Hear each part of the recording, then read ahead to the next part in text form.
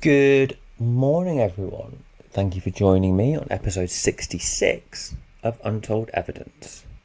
Today, we talk about a plot to overthrow the president. We go back a long time. We go back to the year 1934. One of the most decorated soldiers in American history sat in front of a congressional committee and said, under oath, that he had been approached to lead a coup against the President of the United States. His name was Smedley Butler, a retired Major General of the Marine Corps. Twice awarded the Medal of Honor, he was not a fringe figure. He was at the time one of the most respected military men alive, and he testified that wealthy interests had asked him to raise a private army, march on Washington, and force Franklin Roosevelt aside. The committee said that part of his story checked out. The press, the next morning, treated it as a joke. So let's have a look at the evidence and see where we stand. To understand why this story is strange, you have to understand why they would have asked Smedley Butler in the first place. Butler had spent 33 years in the Marine Corps. He had fought in conflicts across the world. He held 2 Medal of Honors, the highest award the United States gives, and crucially, he was beloved by ordinary servicemen and by veterans. If you wanted a figure who could rally former soldiers in 1934, Butler was as close to the perfect choice as you could possibly make. But there was something the plotters, by Butler's account, had misjudged. By the 1930s, he'd become a fierce public critic of exactly the kind of power he believed had sent him to the war. He had written that he had spent his career, in his own words, as a strong-arm man for big business interests. He was, by this point, the last man who would lead a coup for Wall Street. They picked a famous soldier for loyalty to ordinary people, and then they allegedly asked him to march on a president that those people had just elected. According to Butler and his own testimony, the approach came through a Bond salesman named Gerald McGuire. Butler said McGuire met with him several times across 1933 and 1934. He said the proposal grew bolder with each meeting. At first, it was framed around veterans issues. Then Butler said it became something else entirely. The plan, as Butler described it to Congress, was this. He would lead a march of hundreds of thousands of veterans on Washington. He would become a kind of figure standing beside Roosevelt, a so-called Secretary of General Welfare, and then from that position, the real power would shift away from the president. Roosevelt, weakened, would become a figurehead. Butler said he was told the funding was already arranged and that the money ran through into its millions. Butler did not agree. Instead, he gathered details and he took the whole thing to Congress. The matter went to a congressional hearing investigating un-American activities. They heard Butler, they heard others. They examined Gerald McGuire. And here is the part that is genuinely on the record and that the dismissive version of this story always leaves out. When the committee issued its report, it did not call Butler a liar. The committee instead stated that it had been able to verify some of what he described.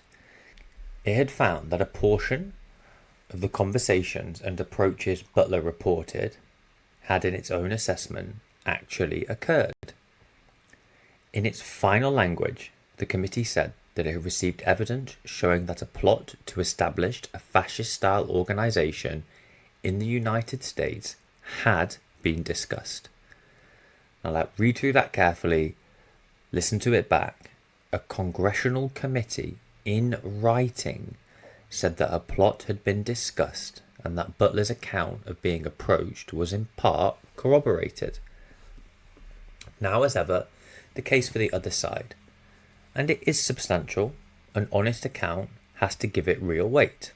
First, and most importantly, The committee verified that approaches and conversations had happened. It did not establish that a serious operational coup was ever truly underway. There is an enormous distance between wealthy men having reckless, anti-democratic conversations and an actual organised plot with the means to topple a government.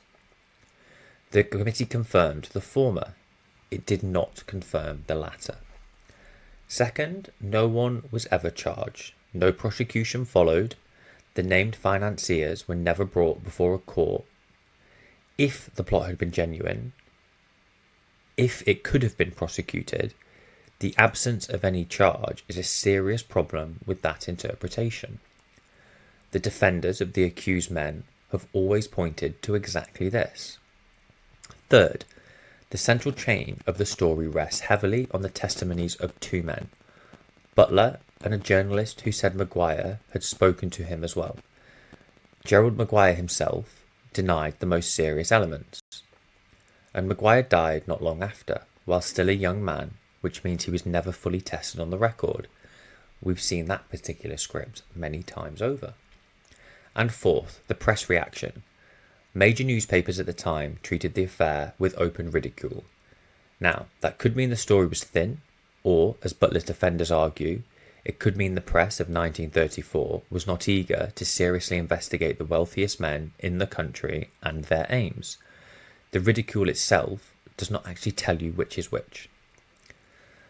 So the honest verdict, as ever, probably sits in an uncomfortable middle ground. This was not proven to be a true operational coup attempt. Yet it was still not nothing. A decorated general testified under oath, and a congressional committee put in writing that it had corroborated parts of what he said. Both of these statements are true, and neither one is allowed to cancel out the other. So what the business plot really leaves you with is not a settled answer. It is a question about how a society decides what to take seriously. A two-time Medal of Honor recipient came forward. A committee of Congress partially backed him. And the response of the powerful and of the press was laughter. The story was filed away as an embarrassment, and for decades it nearly vanished from popular history. Maybe it was the overreaction of reckless men, talking big in private rooms. Maybe it was closer to what Butler feared. But the strangest part is not the plot itself, it's how quickly a country agreed to stop asking. The committee report is part of the public record, and the link is down below. Have a read and tell me what you think. Reckless talk or something more? This one for me seems a little bit in the middle. It's always difficult when witnesses die young or through suspicious circumstances. We see that an incredible amount in any form of disclosure. Whistleblowers silenced one way or the other. And for me, it's always a cause of skepticism when we get to the point of jury, law, and greater enforcement that some of the main whistleblowers die or cannot be contacted. But truly, what do you guys think? This is an interesting story. It doesn't get spoken about a lot. I would love to hear all your opinions. As ever, if we've misrepresented or misinformed, please let us know below. Thank you very much for listening, and we will see you in the next episode.